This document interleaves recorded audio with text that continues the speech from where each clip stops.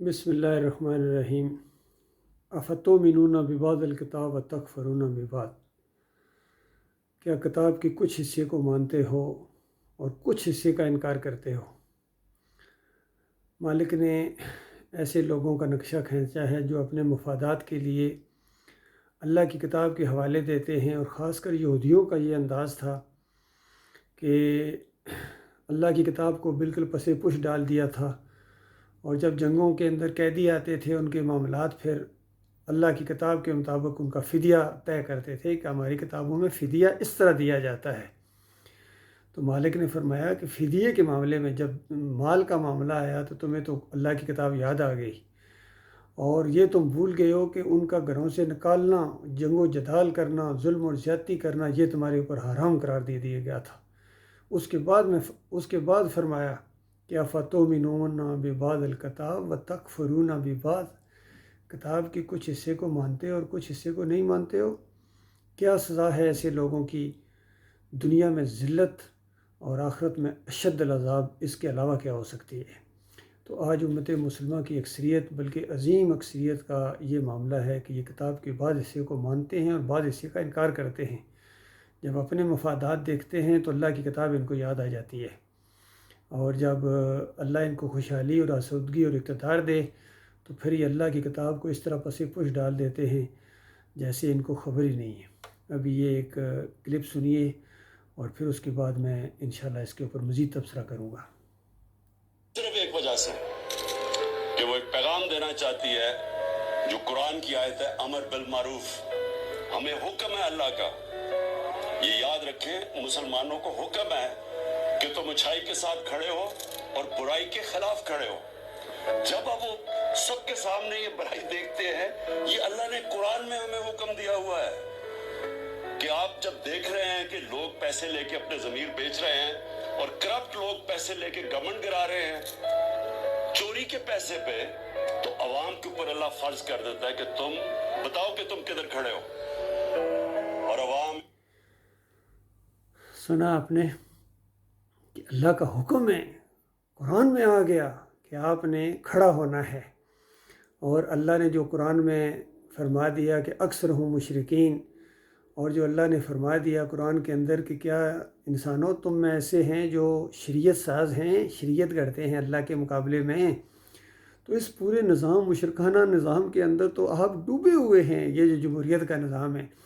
اسلام کا مذاق اڑانے والا نظام، اسلام کی ضد، اسلام کا راستہ روکے ہوئے ہے اگر کوئی نظام تو یہ مشرکانہ نظام ہے، جمہوریت جس کو کہتے ہیں، democracy, government of the people, by the people, for the people. اس میں اللہ کا کوئی ذکر نہیں ہے۔ اس مشرکانہ نظام کے اندر طاقت کا سرچشمہ عوام ہے، اللہ نہیں۔ باقی وہ تو صرف آپ نے 2 لائنیں لکھی ہوئی ہیں، اقتدار اعلیٰ صرف اللہ کے ہاتھ میں ہے، حاکمیت صرف اللہ کی ہے، اور حکم آپ ہی لوگوں کا چلے گا۔ تو یہ تو ایک ایکسٹرا چارج ہوگا آپ کے اوپر جو لگایا جائے گا کہ اللہ کے دین کا اگر تم پیروی نہیں کر سکتے تھے تو کم از کم بے ایمان و مذاق تو نہ اڑاتے۔ باقی جو بات پرائم منسٹر صاحب کہہ رہے ہیں کہ اللہ کا حکم ہے تم برائی کے خلاف کھڑے ہو جاؤ، اور بتائیے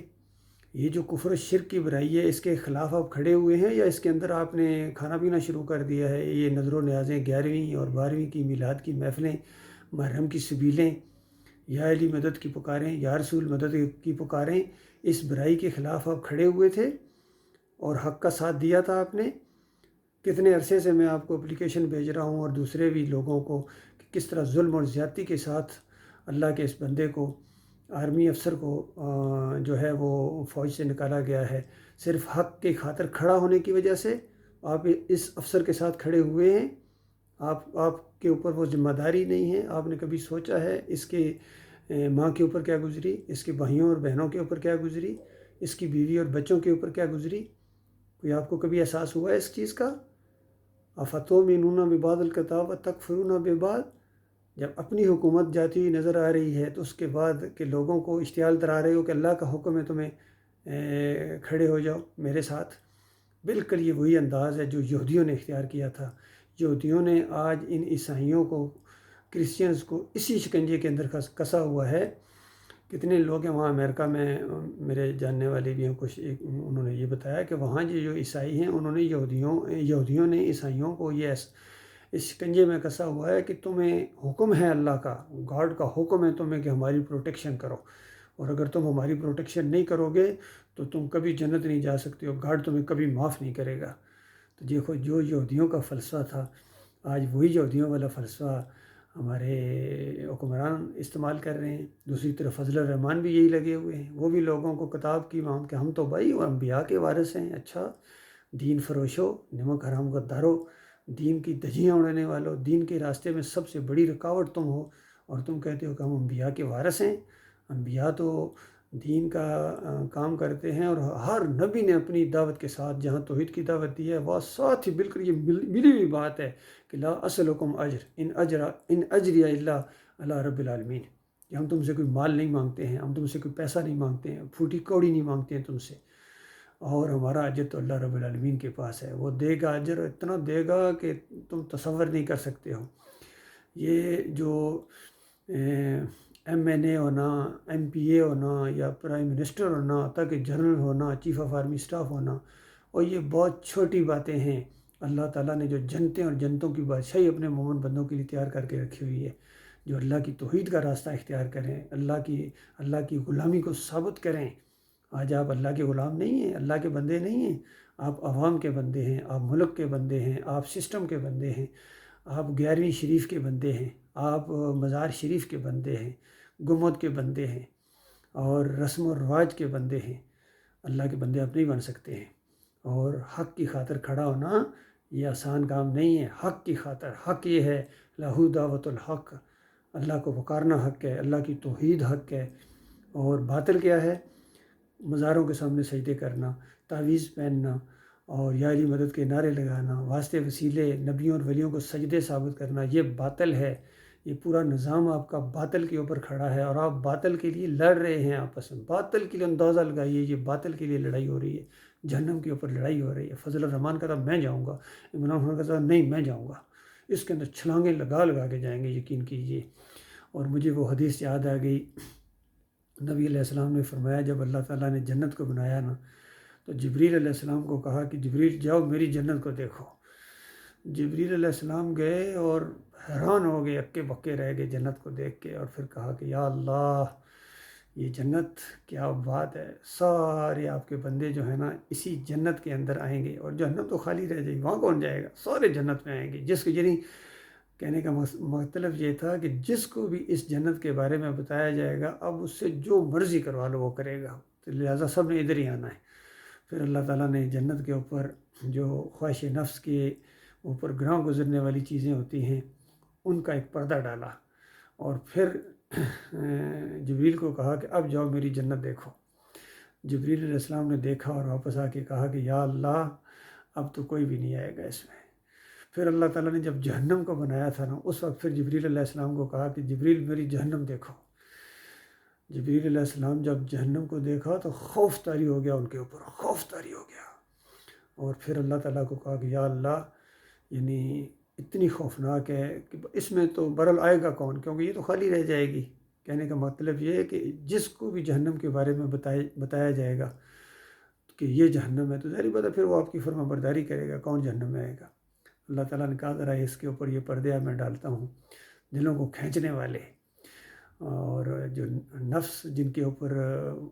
جو ہے وہ جاتا ہے ادھر جلدی میں، وہ اس چیزوں کے اللہ تعالیٰ نے پردے ڈالے، اور کہا کہ اب میری جہنم کو ذرا دیکھ۔ جب جبریل علیہ السلام نے دیکھا اور کہا کہ یا اللہ چھلانگیں لگا لگا کے آئیں گے، چھلانگیں لگا لگا کے آئیں گے اس جہنم کے اندر، بالکل یہ سچی بات تھی۔ آج دیکھو یہ ان کا جھگڑا آپس میں ہو رہا ہے، جہنم کے اوپر چھلانگیں لگا لگا کے جا رہے ہیں، ایک کہتا میں جلدی جاؤں گا، دوسرا کہتا میں جلدی جاؤں گا۔ ان کو ہوش نہیں، یہ جو آپ کا مشرکانہ نظام ہے، یہ آپس میں دو باطل ٹکرا رہے ہیں۔ ایک طرف گویا 8-10 گنڈے اکٹھے ہو گئے ہیں، پہلے بھی 9 گنڈے اکٹھے ہوئے تھے، 9 ستارے، پھر یہ 5 گنڈے اکٹھے ہوئے تھے، 5 متحدہ مجلس عمل، اور اب یہ آپس میں پھر سارے یہ 3 گنڈے اکٹھے ہو گئے ہیں، بدماش اور کرپٹ لوگ، اور ان کے مقابلے میں ظاہری بات ہے وہ جو عمران خان صاحب ہیں زیادہ مضبوط ہیں، تو ہیں سارے باطل کے اوپر، سارے باطل کے اوپر ہے، یاد رکھیے۔ بہرحال میں تو اپنے بھائیوں کو اس چیز سے منع ہی کرتا رہوں گا جب تک میری سانس میں سانس ہے کہ دیکھو یہ تباہی کا راستہ ہے، یہ جہنم کا راستہ ہے، یہ بربادی کا راستہ ہے آپ جس طرف جا رہے ہیں۔ آؤ ایمان کے راستے کی طرف آ جاؤ، توحید کے راستے کی طرف آ جاؤ، اللہ کی وحدانیت کے راستے کی طرف آ جاؤ، اسلام کے راستے کی طرف آ جاؤ، اور طریقہ وہی ہے جو محمد صلی اللہ علیہ وآلہ وسلم کا طریقہ ہے۔ اللہ کے بندوں کو غور کرو، اور تمہیں ذرا دماغ تمہارا نہیں کام کر رہا ہے۔ دیکھو کس طرح نبی علیہ السلام نے کون سا مسئلہ اٹھایا تھا، ابو بکر صدیق نے کس مسئلے کے ساتھ کھڑے ہوئے تھے، عمر بن خطاب جب چند سال لگ گئے لیکن جب کھڑے ہوئے ہیں تو اتنی مضبوطی کے ساتھ کھڑے ہوئے ہیں کہ پھر ان کو کوئی طاقت نہیں ہٹا سکی ہے۔ اسی ایک حق کی خاطر پہلے حبشہ 2 دفعہ ہجرت کرنا پڑی ہے، پھر مدینہ کی طرف ہجرت کرنا پڑی ہے، 23 سال گزرے ہیں کہ دنیا کا نقشہ تبدیل ہو گیا ہے۔ تو وہ جو مدینہ کی ریاست تھی وہ اس نقطے کے اوپر تھی، اس نقطے کے اوپر نہیں تھی کہ تمہارا معاشی نظام ٹھیک ہو جائے گا، تمہارے جناب خوشحالی آ جائے گی، تمہارا یہ ہو جائے گا، بلکہ بتایا گیا تھا یہ چیزیں تو ناک رگڑتی ہوئی آئیں گی، تم پہلے اللہ کے بندے بنو، توحید کو اپناؤ، رد شرک کرو، شرک کے دشمن بن کر اٹھو۔ تو یہ ساری توانائیاں اگر آپ لگائیں گے اللہ کی خاطر اور حق کا ساتھ دو، انکوائری کرو میرے کیس کی کہ 7 پنجاب ریجمنٹ سے عصمت اللہ کو اور نائک ملک جان کو اور لیفٹیننٹ ارشد کو کیوں نکالا گیا تھا، تو وہ سارا کیس آپ کے سامنے آ جائے گا۔ پھر پتہ چلے گا کہ آپ کتنے قرآن کو ماننے والے ہیں، حق کے ساتھ کھڑے ہونے والے ہیں یا آنکھیں دبا کے نظریں چرا جانے والے ہیں۔ اور پھر سب کو کٹہرے میں لاؤ، سارے آرمی سسٹم کو، جرنیلوں کو، سب کو کہو اس کیس کو لاؤ سامنے۔ حق اور باطل کا یہ جنگ تھی، حق اور باطل کی، میں حق کے لیے کھڑا ہوا تھا اور وہ باطل کے اوپر تھا، ہمارا جو کرنل تھا وہ باطل کے اوپر تھا، وہ دم دم علی علی کے نعرے لگانے والا تھا۔ میں نے صرف اتنی بات کہی، منع کیا اس کو۔ تو یہ معاملہ ہے، یہ توحید کا معاملہ، یہ بچوں کا کھیل نہیں ہے، اور جنت اتنی سستی نہیں ہے کہ وہاں ہمیشہ کی جوانی آپ کو ملے، ہمیشہ کے لیے آپ کا حکم چلے، وہاں کوئی اپوزیشن نہیں ہوگی، کوئی جناب آپ کی حکومت کو گرانے والا نہیں ہوگا، اور وہ ملے گی ایمان خالص کے اوپر۔ چند دنوں کا معاملہ ہے، چند لمحوں کا معاملہ ہے، یقین کیجئے یہ میدان محشر آ جائے گا، اور اس کے بعد فیصلہ ہونے کے بعد اگر آج بات نہ مانی تو پھر ہمیشہ ہمیشہ کی آگ کے اندر دھکیل دیے جاؤ گے۔ گٹھے ہوں گے وہاں، سارے گٹھے ہوں گے، اپوزیشن بھی وہیں ہوں گے اور آپ بھی وہیں ہوں گے، اور یہ سارے فرقے، دیوبندی، بریلوی، اہل حدیث، سلفی، اور یہ سارے صوفی وہاں اجتماع ہوگا ان کا جہنم کی آگ کے اندر۔ اللہ تعالیٰ اس خوفناک انجام سے ہمارے بھائیوں کو بچائے۔